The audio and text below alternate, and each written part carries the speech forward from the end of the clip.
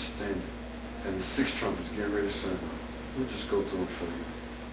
The first two trumpets was World War I and II. The third trumpet was the Chernobyl nuclear accident in Russia. The fourth trumpet was the first Gulf War down in Kuwait when they got Saddam Hussein. Then comes the three woes. He said, whoa, whoa, whoa, 3 times. You gotta understand something.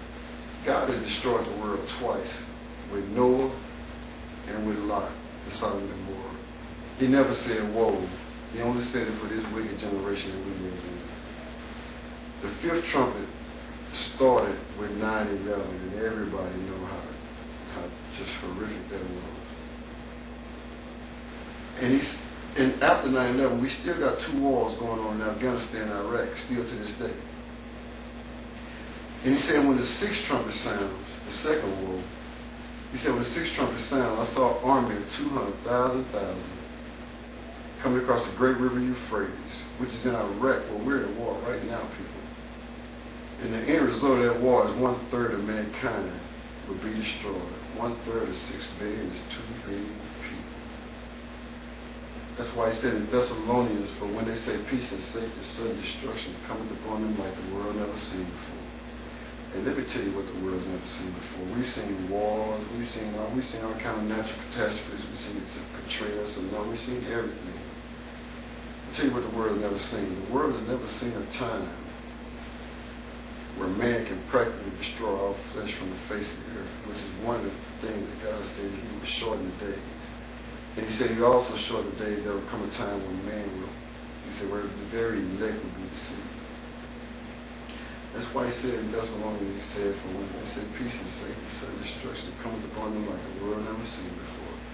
What the world has never seen before is all out nuclear warfare. And the problem now is everybody got bombs and nobody's scared to use them. I wrote 3 years ago that North Korea, China, Iran is getting their bombs ready. And they're getting ready to show America there.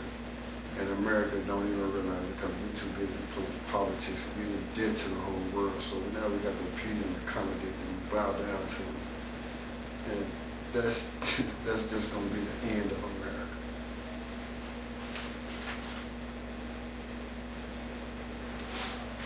It's funny, the movie 2012 just came out. And everybody's trying to figure out, is it really possible? It's funny, I do a lot of reading, I do a lot of watching, and I saw, you know, I watched the History Channel. I was watching how the Mayan calendar and Nostradamus and all these people are predicting 2012 to be the end of the world. And most people, when you say the end of the world, they think the end of the earth, but it's not really the end of the earth. It's the end of the earth of the world as we know it. So I feel like there's really a lot of truth to that movie. There's a lot of truth to that. I don't know, I can't explain it, but I just believe that there is. One thing I know is that America's been under God's judgment for years. And the problem with most people is they think that judgment means punishment, and they think physical, which is true. But with God, it's not always this simple. God basically let you, the best way to destroy something is let it destroy itself from within. So there's 3 phases of God's judgment. I just learned this not too long ago. The first phase of God's judgment is when you go through the sexual revolution, which we went through the 60s. Because when you go through the sexual revolution, you lose your values. And then you go through what's called the homosexual revolution, because that's when you lose your morals. And then after that comes the physical judgment, which I think 9/11 was the first part of physical judgment. Because after you lose your values and your morals, you don't have nothing left. And the problem is that we've taken God out of everything. We've taken him out of our classroom, we've taken him out of our courts, we've taken him out of everything. We've taken him out of, he's not even in most of these churches today. So we basically take him out of everything. And when you lose everything, then all you have is what you got. And basically you have what you have in America. You have a bunch of kids killing kids. You just have a bunch of people just who knows what, doing what. And it's to the point where it's just a bunch of chaos. One of the things they're getting ready to do is take control.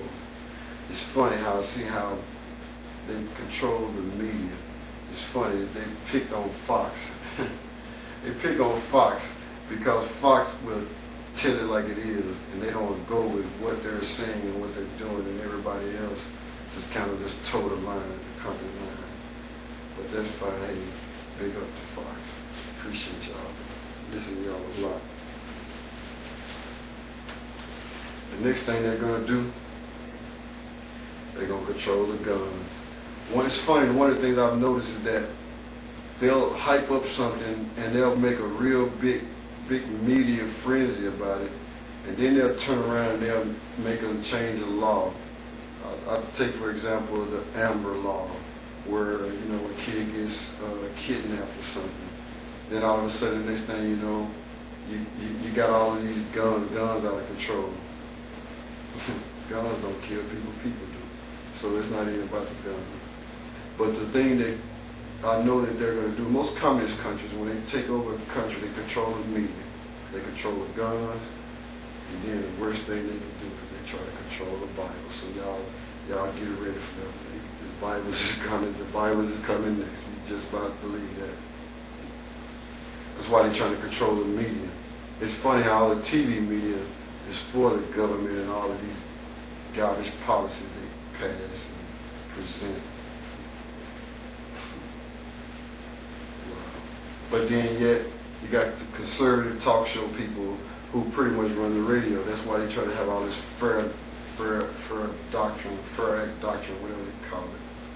But that's because they want, that's the only way people like me and probably other people can get the truth, is to listen to alternative radio, listen to Christian radio, listen to some kind of something, get out your box, do something different.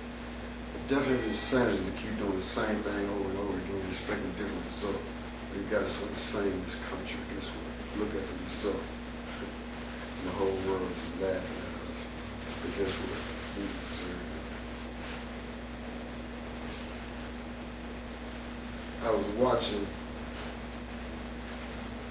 I was watching this interview, and he was talking about Anita Dunn, and she was talking about, she worked for Obama.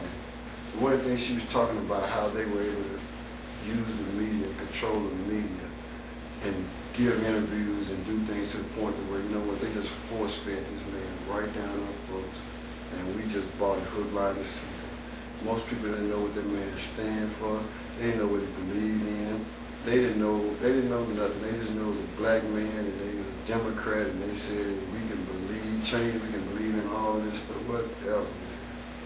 I'm simply trying to figure out how a man who can supposedly be a man of God, a Christian faith, go to a memorial service where people have died who are trying to protect this country. And they talk about the sacrifice that these people made and the willingness to go fight for the country and how, just the whole death and everything. And I watched all these people in the army. And I even watched Barack Obama. I watched this thing for 2 or 3 hours. And I saw the same thing everybody else saw. It was sad. But the thing I didn't see was that I saw nobody mention Jesus Christ. The man who paid the ultimate sacrifice, the man who died on the cross, who was beaten, who did everything for every man, even the people that didn't believe in him, even the ones that crucified him. And I didn't see nobody mention his name, and that just kind of irked me. I don't know about you, but it irked me. And then they don't even want to call these people what they are, terrorists, killers, murderers, whatever you want to call it. These people don't like us, they don't love us, they hate us. That's why they try to